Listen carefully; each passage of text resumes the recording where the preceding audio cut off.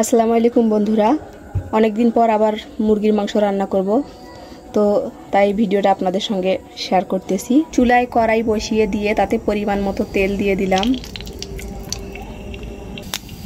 এবার এতে দিয়ে দিলাম গোটা গরম মশলা, তারপর দিয়ে দিলাম পেঁয়াজ কুচি,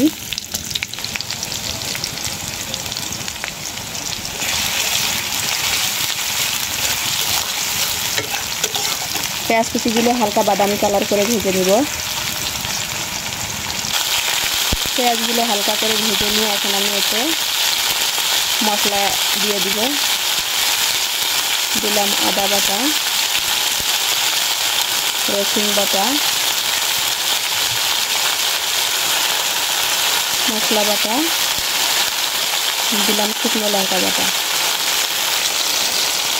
দিলাম হলুদের গুঁড়ো, দিয়ে দিলাম পরিমাণ মতো লবণ। এখন এই মশলাগুলো আমি ভালো করে কষিয়ে নেব। আপনারা যারা আমার ভিডিও দেখে থাকেন তারা অবশ্যই জানবেন যে আমি সবসময় বাটা মশলায় রান্না করি। বাটা মশলায় রান্না করলে রান্নাটা অনেক সুন্দর হয় এবং খেতেও অনেক সুস্বাদু হয়। মশলাটা আমি ভালো করে কষিয়ে নিব। এখানে আছে ধুয়ে পরিষ্কার করে রাখা পোলট্রি মুরগির মাংস। তো দেখেন বন্ধুরা, মশলা থেকে আমার কত সুন্দর তেল ছেড়ে গিয়েছে। এ পর্যায়ে আমি মুরগির মাংসগুলো কষানো মশলার মধ্যে দিয়ে দেব।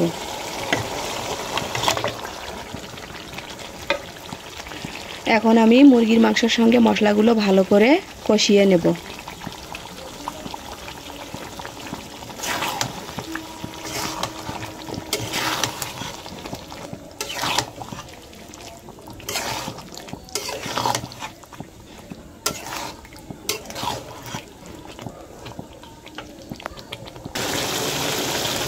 তো বন্ধুরা, মুরগির মাংস আমার প্রায় কষানো হয়ে এসেছে।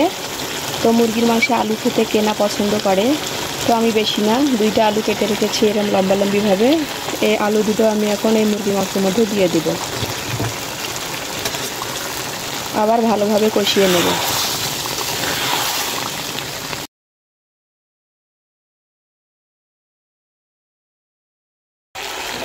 বন্ধুরা, আমার মুরগির মাংস ভালোভাবে কষানো হয়ে গেছে।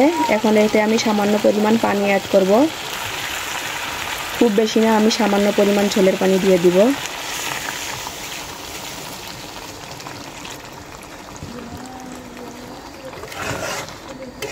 এখন আমি নাড়াচাড়া করে নিয়ে ঢাকনা দিয়ে কিছুক্ষণ জাল করে নিব।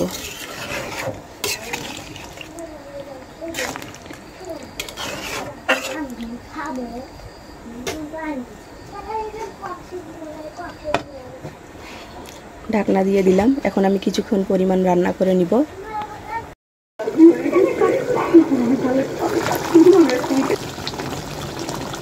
তো বন্ধুরা, আমার মুরগির মাংস রান্না করা শেষ। দেখেন আমার মুরগির মাংস হয়ে এসেছে। তো আমার মুরগির মাংস রান্না যদি কিঞ্চিত পরিমাণ ভালো লেগে থাকে তাহলে লাইক শেয়ার করবেন। আমার চ্যানেলে নতুন হলে চ্যানেলটিকে সাবস্ক্রাইব করে ছোটো বোনটার পাশে থাকবেন। সবাই ভালো থাকবেন, সুস্থ থাকবেন। খোদা হাফেজ।